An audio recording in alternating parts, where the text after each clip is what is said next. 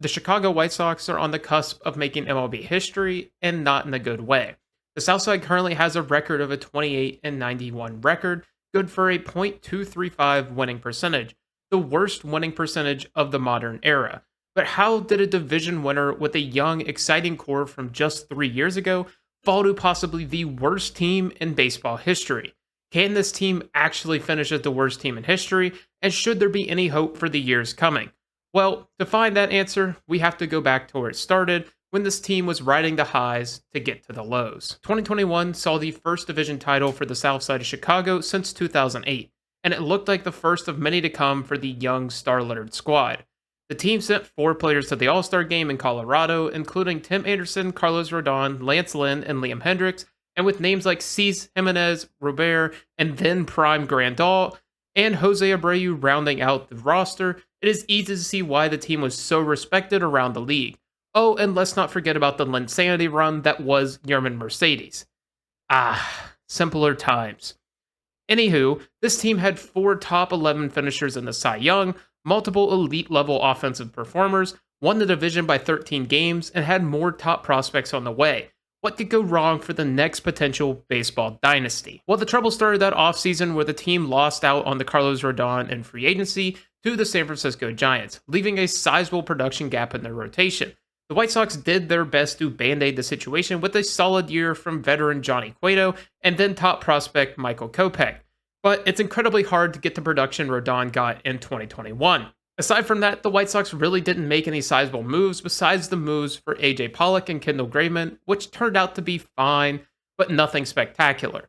However, a lackluster offseason was not the undoing of the White Sox in 2022.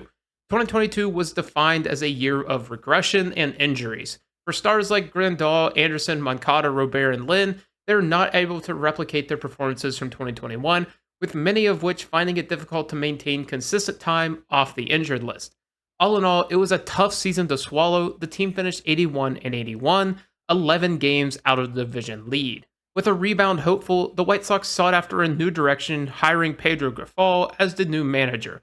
The team also signed 2022 All-Star Andrew Benintendi, moving Andrew Vaughn to a full-time role at first base, and what seemed questionable at the time, Jose Abreu out the door. However, in retrospect, this move on Abreu seemed to work out in the Sox' favor.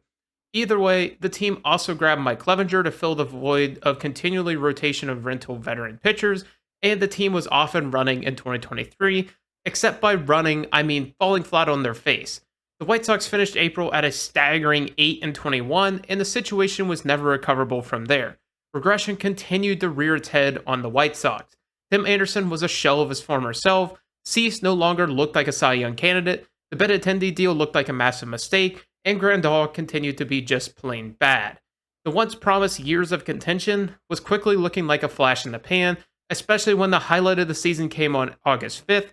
Actually, I'll let Tom Hamilton handle this. And another hustle double. Right over the bag at first. Now Hosey and Anderson square off. They're fighting. They're swinging. Down goes Anderson. Down goes Anderson. By this point in the season, the team had already been gutted during the trade deadline, and there was nothing but remnants of the old team and boiling frustration both inside and outside of the organization. The team finished 61-101, a far cry from the team that won a division just 2 seasons prior. 2023 offseason didn't offer much hope for Sox fans either, as one of the final waves of players from the team of old made their way out the door, including Dylan Cease, Tim Anderson, and Yasmani Grandal.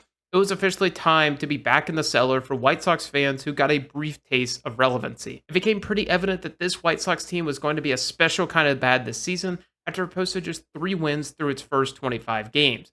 However, that wouldn't even be close to the lowest point this team has had this year. In late May and early June, the team went on a horrid 2-week stretch without winning a game, but even that's not as bad as the team's 21-game skid from July 10th to August 5th. Yes, 21 games straight without a single recorded win, and to take that a step further, they have 1 game in the last calendar month as of the date of this recording. Despite everything, it's not all been doom and gloom this season. Eric Fede, Garrett Crochet, and Jonathan Cannon have all been having plus seasons out of the rotation. Fede made the move to St. Louis at the deadline, while the White Sox decided to hold on to their most valuable chips and Luis Robert and Crochet. Which brings us to modern day. The White Sox sat at an astounding record of 28 and 91.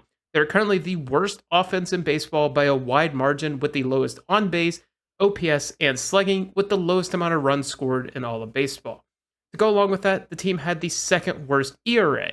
But is it really possible that this team could be the worst in baseball history? Well, first, we need to knock this down to the modern era, which brings it from 1901 to present. That's mainly because the Cleveland Spiders existed in 1899, and they managed only 20 wins out of their 154 games.